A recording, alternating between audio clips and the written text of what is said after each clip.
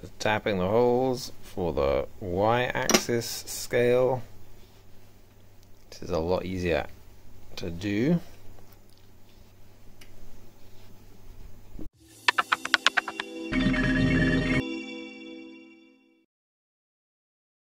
Hi, this is Mega Geek and I'm Dan. Welcome back to the workshop. This is part 2 of fitting the 3-axis DRO to my new WM-18 Warco mill. So join me, won't you, as I add the y-axis and the z-axis scales and have a little bit of a play. Let's get to it. 72.25, and yeah, that looks like it's going to be even. 5mm holes, which should just allow a 5mm thread through them. There's no threads going on this side, it will be tapped into the base. Okay, so here we go with the the y-axis. This is screwed in at each end, and we've got our new bracket bolted onto the reader head. So I just need to kind of figure out the right angle and pressure to scrape this in, or at least just mark a point in the paintwork for me to drill a couple of mounting holes. Now for this I do have the bed all the way out. I've given myself just a wee smidge of clearance on the end here, so it's not like hard up against this when it hits the end stop here, but that's where it's going to be. So hopefully I just need to pick up on those scratch lines, drill them out, tap them, bolt it in, and we're good.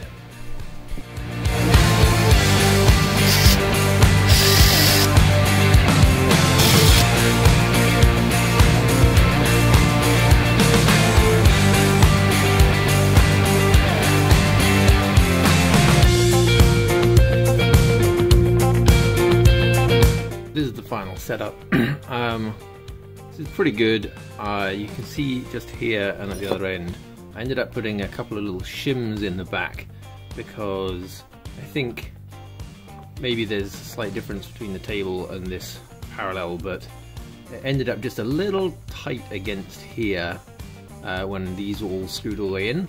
So I just took, this is actually some of the metal strapping that was holding the crate together that the mill arrived in, just a couple of chunks each end just to give it a wee smidge, which I think has gotten the clearance we like. And there we go. That is the y-axis all screwed in, ready to go. Let's give it a go. So, moment of truth, all wired up, zeroed out. Hopefully, when we start moving this, oh yeah, 2 axes ready to go. That's very exciting. Those are the 2 most important. That just leaves the z-axis, which is only ever going to be for the main head because the fine adjuster would not be accounted for in that. So that will be useful, but not as useful as having XY. Now I get to play and figure out all the controls for doing like circular patterns and lines, etc. Very cool.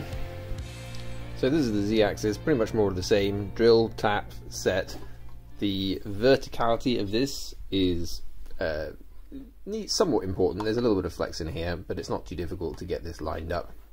So now we just need to get a bracket across here. I was thinking of adapting one of these that they provided, but actually I think this will probably do the trick. It's a bit more open and easy, so I think I'm just gonna set it up here, drill and tap a couple of holes to retain it. I think in order to get clearance on here, we'll just put a couple of washers behind it so that it will be raised up about like that. Then I can pop a hole all the way through those mounting points, washers, bolts, bing bang bong, we're done.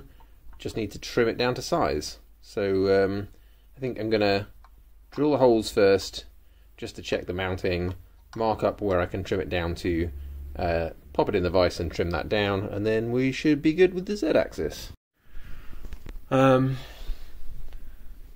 so hopefully you can see that we've just got enough clearance for the slide, and what I'm probably going to do is I'm just going to chop everything down to the end of this slot. So this bracket will protrude out a little bit, but I don't think that matters. But I don't want to eat into the next slot particularly. So yeah, we'll just clean that bit off. Then we're ready to bolt it on, and that should be good to go. And I say this has got a little bit of kind of wiggle in it, so there's plenty of tolerance here. I obviously could just hack the edge off of this bracket that I'm going to remove with a bandsaw or anything like that. My metal cutting bandsaw is out of action still, and I've got a mill, so I might as well get some practice using the mill. So I have just, let me see if I can bring you into this.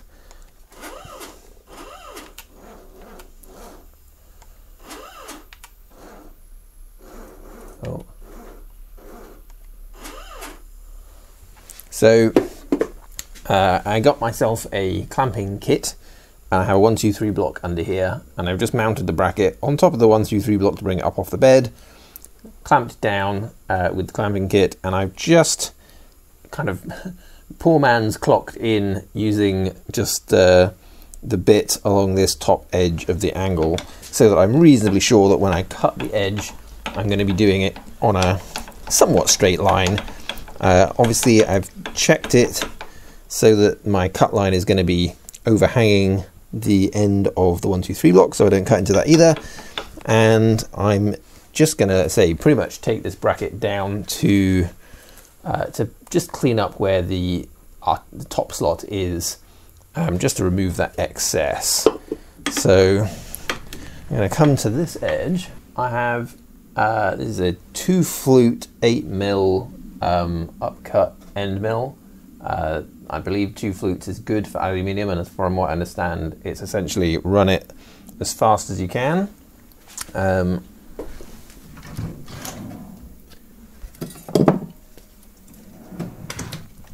Just going to use a little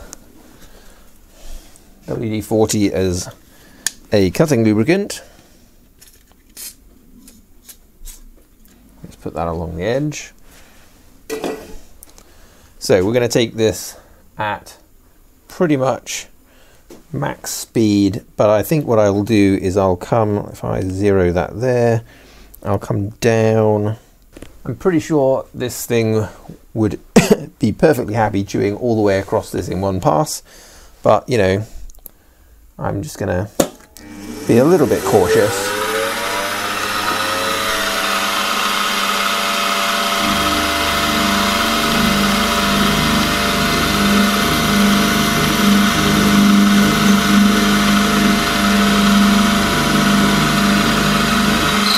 Well, as far as holdings go, that did not work very well. I thought I had you really tightly down, but apparently not. Wow, that was interesting, wasn't it? So I've got this clamped hard enough that I can pull on it, and I'm not making, from what I can feel, any movement here, but a little bit of cutting force that way, and it slipped it sideways. So this is why we do things in gentle increments, and I'm quite pleased that I'm still on kind of hand wheels where I can kind of do this stuff and adjust and see what's going on. And obviously this is a super non-critical thing, but that I would have thought was easily strongly held down enough to resist that, but it was not. So I'm going to reset this and then we'll go again. Okay, set up take 2. Let's take a look at this. I don't know how easy it's going to be to see exactly, but I've flipped the bracket around so that its back edge is actually dropping into this slot and butted up against this kind of rail edge. That also helps it stay square. Now, the reason I didn't do that in the first place is because where I want to cut would then be above the 1, 2, 3 block, and I was trying to set it up so it would overhang, etc., etc. But instead, I've just gotten a wee scrap of, in this case, ply, just to space this thing up off the 1, 2, 3 block enough. The clamps are down hard onto that ply, which will also provide some more grip. And we're just going to step our way down, taking this off without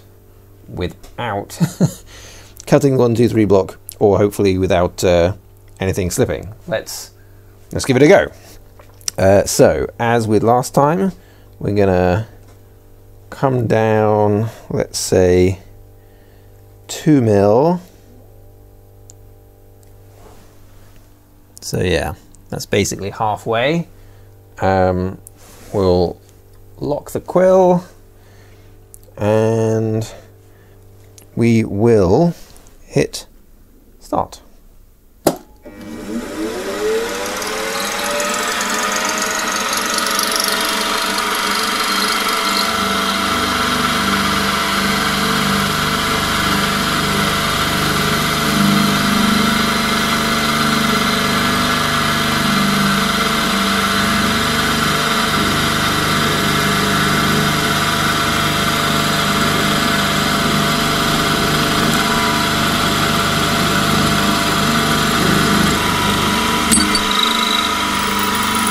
Okay.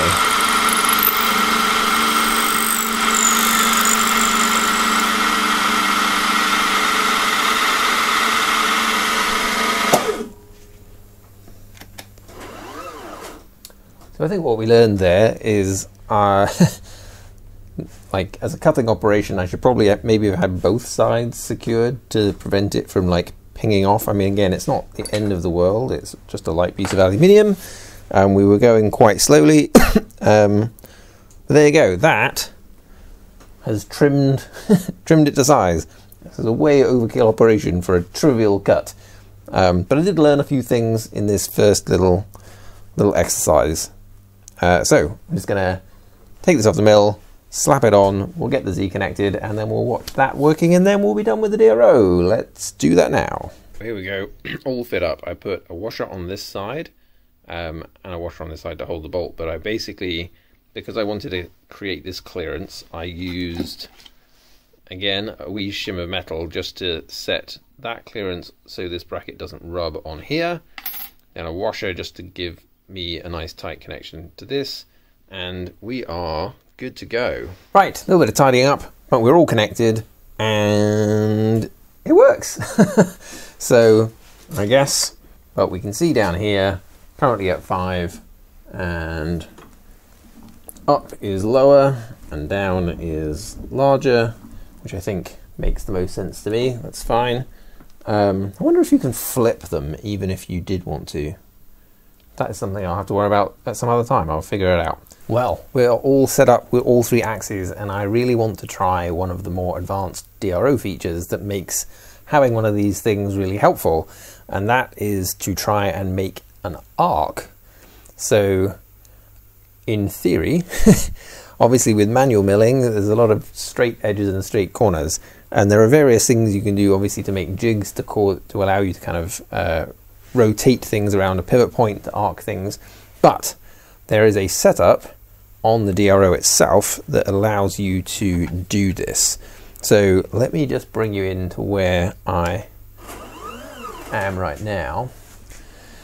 So what I've positioned, I'm just using one of the aluminium brackets that the DRO came with that I don't need, and I have my 8mm cutter in. Now I've got this set up so that it is basically flushed against this side, just touched off, and it is 20mm down from here. So the idea is I want to make a 20mm radius arc of this corner. Now let's look at the DRO. So I've already got this set up, but let me go back. So there's this button here. So we're in absolute position right now. So I've told it that where the cutter is that you just saw is 0, 0. And you press this arc button, and it has a couple of different modes. Simple and smooth, so I think that's just depending on how many positions you want to go through. I'm going to do simple. There are different types, and the manual talks about the different types, and it's basically what part of the arc that you're doing, and the arcs are essentially 90 degrees in most cases. So type 3 is essentially going from, yeah, I guess if you're looking down at it, kind of from east to north. So we're using the XY plane. You can do this down shoulders as well, which will be interesting to try. but for now I'm just going to keep it simple with XY. I want my radius to be 20 mil. My tool diameter is 8 mil. And I'm setting a max cut of 1. We'll see how that plays out in terms of what that really means. And the radius plus tool, you have a radius plus or a radius minus tool. So depending on whether you want to be cutting on the inside or the outside of your 20 mil kind of line. So I'm doing radius plus tool. And then it gives you positions. So position 1 is where we're at. And the idea is that you scroll through positions, let's go down, and keep zeroing these out with the cutter. So we're at position 0. I'm just going to set off, turn the machine on. Well, actually, I'm going to bring the quill down and lock her in place there. So we'll do a full depth cut. I don't know, we'll see how it goes. Except of course you can't see anything from there because with the quill at that point, the handle is in the way. Let's bring the handle up to there. I'll lock that for a second. We'll go into fine feed. So I'm going to come down. I'm actually, yeah, forget that. I'm going to do partial, so I won't cut all the way through because I don't really know what I'm doing. I'll lock the quill at that depth. We'll set going.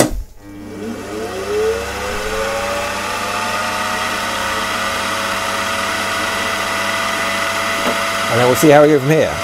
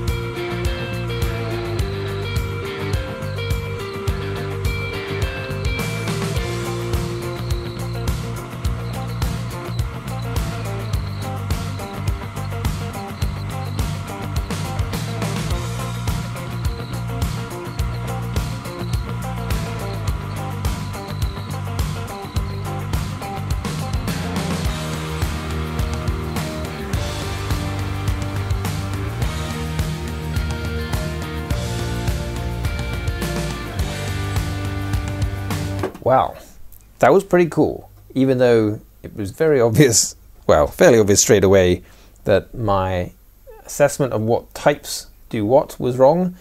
This was not a east to north arc, this was a south to west arc. So completely opposite of what I intended, but I figured I might as well carry on because the point of this exercise was to see what kind of an arc one can produce by doing this kind of method. So let me bring this out to get a better picture.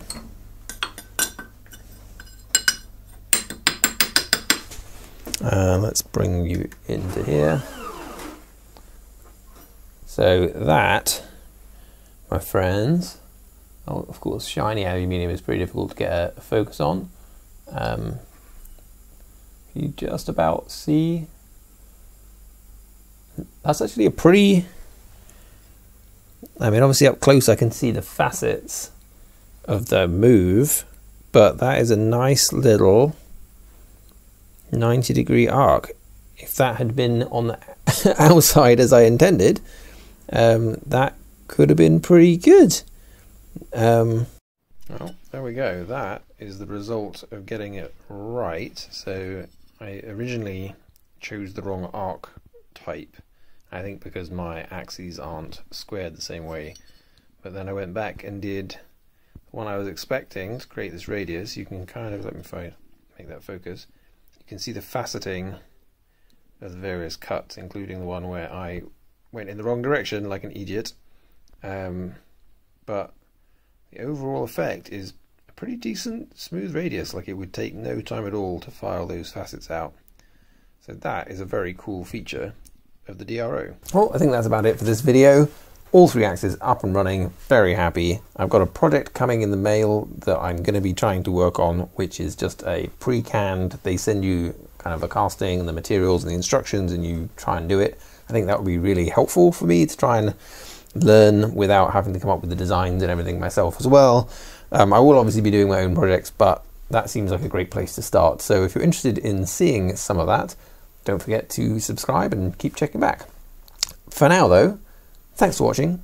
See you next time.